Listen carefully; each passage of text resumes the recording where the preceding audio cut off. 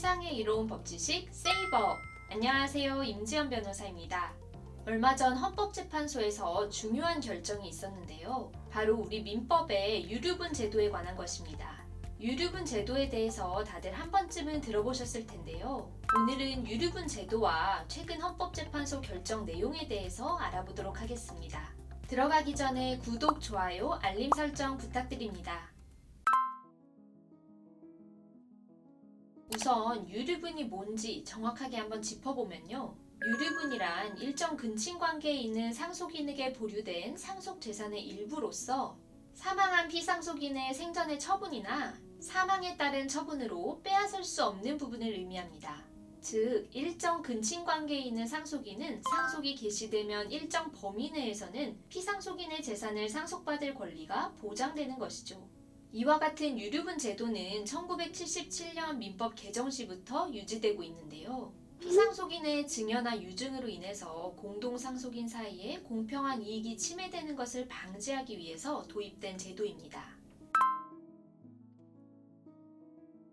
개인의 재산 처분의 자유와 상속인 보호라는 양 측면을 조화시키자라는 좋은 의도로 제정된 제도이지만 세월이 흐르면서 유류분 제도의 문제점들이 드러나게 되었는데요. 내가 재산을 물려주고 싶은 사람에게 내가 원하는 만큼의 재산을 물려줄 수 없다는 점에서 개인의 재산 처분의 자유를 침해할 뿐만 아니라 형제 자매에게까지 유류분을 인정하는 것은 지나치고 피상속인을 장기간 유기하거나 학대한 경우에도 유류분이 인정되어서는 아니 된다라는 문제제기가 계속되어 온 것입니다.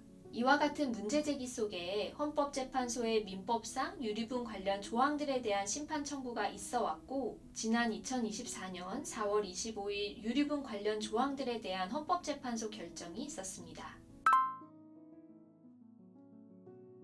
이번 헌법재판소 결정에서는 민법상 유류분 관련 조항들 대부분이 심판 대상 조문이었는데요. 오늘은 위헌으로 판단된 조항들에 대해서만 살펴보겠습니다.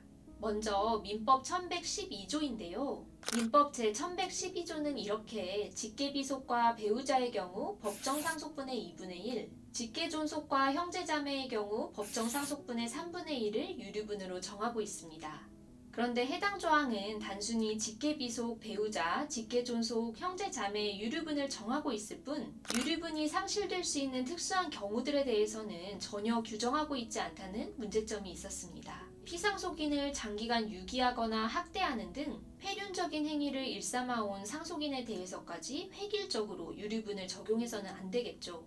또 형제자매는 재산 형성에 대한 기여나 상속재산에 대한 기대가 인정되지 않음에도 형제자매에게 유류분을 부여하는 것은 형제에 대한 인식, 가족제도의 변화 등을 간과한 것이라고 볼 수 있는데요. 이와 같은 판단에 따라 헌법재판소는 민법 제1112조 제1, 2, 3호에 대해서는 헌법 불합치 결정을, 제4호에 대해서는 단순 위헌 결정을 하였습니다. 이에 따라 형제자매의 유류분은 즉시 인정되지 않게 되었고, 직계비속, 배우자, 직계존속의 유류분은 유류분을 상실하게 되는 사유들을 새로이 규정하는 입법적 조치가 있을 때까지만 유지되게 되었습니다. 다음은 민법 제1118조인데요. 민법 제1118조는 유류분에 있어서 준용되는 다른 민법 규정들을 명시한 규정으로 문제가 된 지점은 기여분에 관한 민법 제1008조의 2가 준용 규정에서 빠져 있다는 것이었습니다. 민법 제1008조의 2는 이렇게 피상속인을 특별히 부양하거나 피상속인의 재산 유지 또는 증가에 특별히 기여한 상속인에 대해서는 상속에 있어 그 기여분을 인정해야 한다는 내용의 규정입니다.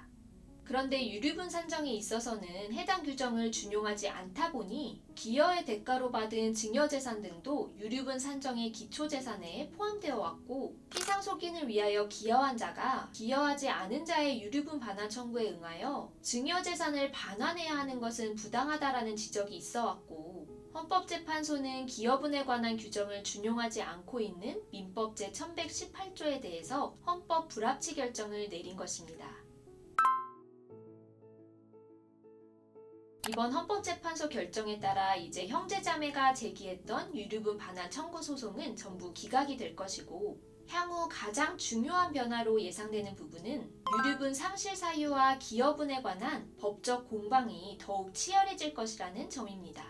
기존에는 법에 유류분 상실 사유가 규정되어 있지 않았고 기여분을 반영하지도 않았기 때문에 피상속인을 잘 모셨는지 폐륜을 저질렀는지 여부가 유류분의 액수 산정에 큰 영향을 미치지 못하였었다면 앞으로 유류분이 상실되는 사유가 법에 명시되게 된다면 그 사유가 있었거나 없었음을 증명하여 유류분의 존부가 명확히 가려지게 될 것이고요. 유류분 상실 사유가 없는 경우라고 하더라도 유류분 반환 청구를 받는 입장에서는 본인의 기여분을 주장하여 유류분 반환액을 최소화할 가능성도 생겼다고 볼 수 있습니다.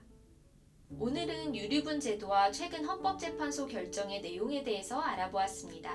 오늘의 세이법이 유익하셨다면 구독, 좋아요, 알림 설정 부탁드립니다. 지금까지 세상에 이로운 법지식 세이법이었습니다. 감사합니다.